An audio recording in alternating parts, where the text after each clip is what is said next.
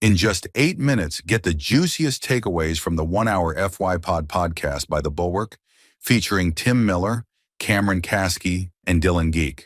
From Gen Z's political shifts to the dating divide, social media addiction, and why Democrats just can't be cool, we break it all down fast. Stick around because this one's packed with insights you won't want to miss. Here are the key takeaways from the podcast. Takeaway 1. Democrats struggle to be cool. Democrats often try to look tough and relatable, but it usually ends up feeling forced and awkward, like a high school teacher saying lit to impress students. Their messaging is polished and intellectual, making it hard to connect with everyday people. Meanwhile, Republicans use simpler, emotionally charged language and cultural symbols that appeal directly to voters. For example, when Trump rode around a NASCAR track in the Beast with American flags waving, it looked undeniably cool, even to people who dislike him. If Biden tried the same thing, the response would likely be complaints about climate change rather than excitement. What do you think? Should Democrats focus more on optics and swagger? Comment below with your thoughts. Now let's move to the next takeaway. Takeaway 2. Young men are getting radicalized differently. Many assume young men are radicalized by direct political messaging, but it often starts with something less obvious: self-improvement. A trend called looks maxing encourages young men to chase extreme physical perfection, leading them into deeper internet communities that push right-wing ideologies. The message is simple. If you are struggling, it is not your fault. Society, feminism, and progressives are holding you back. For example, there are now jawline-enhancing gums being marketed to young men, promising to chisel their faces. This type of content quickly leads them to more aggressive messaging about how men need to reclaim power from women. Now let's move to the next takeaway. Takeaway 3. The military exploits economic struggles. Dylan Geick, a military veteran, explained that most people who enlist are not doing so out of love for their country. Instead, they join because they lack other options. The military advertises itself as a way to escape poverty, get health care, and find purpose. But many recruits end up feeling used and unsupported. For example, Dylan met soldiers who joined simply because they needed health care for their children or had no other financial stability. One of his fellow recruits grew up in such poverty that the military recruitment office was the biggest building he had ever been inside. Now let's move to the next takeaway. Takeaway 4. Gen Z women are rejecting toxic masculinity. While many young men are diving into Andrew Tate-style hypermasculinity, Gen Z women are going in the opposite direction. They are forming strong female friendships, prioritizing independence, and refusing to tolerate the kind of entitled behavior that past generations may have accepted. The cultural gap between young men and women is growing, making relationships more difficult. For example, more women are refusing to date men who admire figures like Tate, seeing them as red flags. This shift has led to growing frustration among some men who blame feminism for their struggles instead of examining their own actions. Do you think Gen Z men and women are growing too distant from each other? Share your thoughts in the comments. Now let's move to the next takeaway. Takeaway 5. The right understands cultural influence better. Republicans have mastered the art of making their ideology feel cool, while Democrats often rely on facts and policies that do not connect emotionally. The right sells a lifestyle, power, confidence, and dominance, while the left often comes across as lecturing or out of touch. For example, Andrew Tate does not win followers by talking about tax policies. Instead, he sells young men on the idea that they can be rich, powerful, and respected if they follow his advice.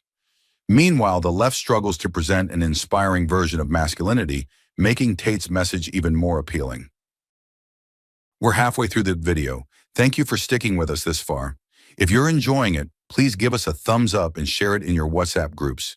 We'd love to hear your thoughts, so feel free to comment below. To see more videos like this, make sure to hit the subscribe button. Now let's continue with the video. Takeaway 6. Anti-Semitism is on the rise among Gen Z. Explicit anti-Semitism is growing among young people, fueled by online radicalization and political messaging that conflates Jewish identity with government policies. Many young people absorb these ideas without critically analyzing them. For example, polls show that over 25% of Gen Z respondents express explicit anti-Semitic sentiments, a number that has risen in recent years. This shift is happening across ideological lines, with anti-Semitic rhetoric appearing on both the far left and far right. Now let's move to the next takeaway. Takeaway 7. Social media has created an addicted, isolated generation.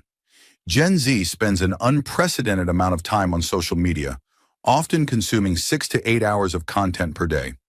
This leads to increased isolation, mental health struggles, and difficulty engaging in real-world interactions.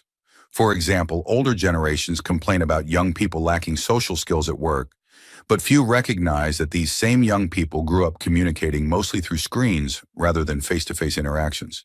Now let's move to the next takeaway. Takeaway 8. The workforce is failing Gen Z and vice versa. Employers are frustrated with Gen Z workers, citing lack of professionalism and motivation. At the same time, Gen Z workers feel disillusioned with corporate culture and see traditional jobs as exploitative. For example, many Gen Z employees openly commit time theft, treating work as an afterthought while they prioritize their personal lives.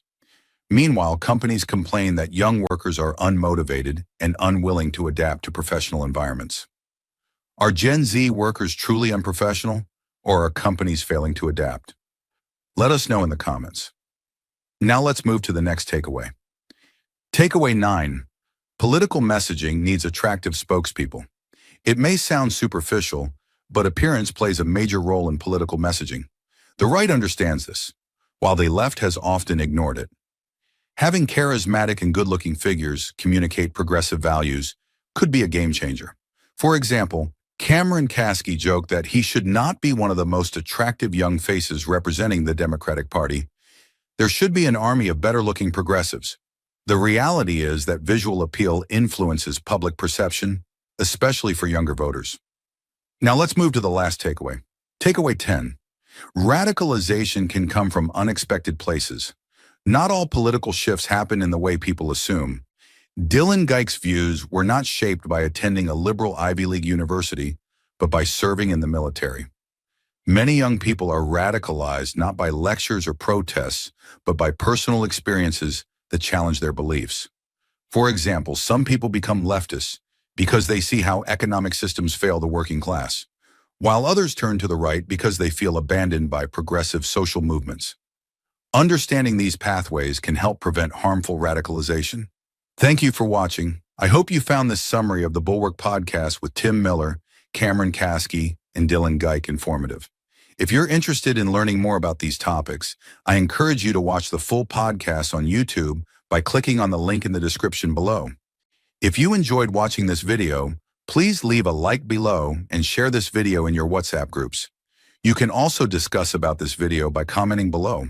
To get more such videos in your timeline, press the subscribe button below.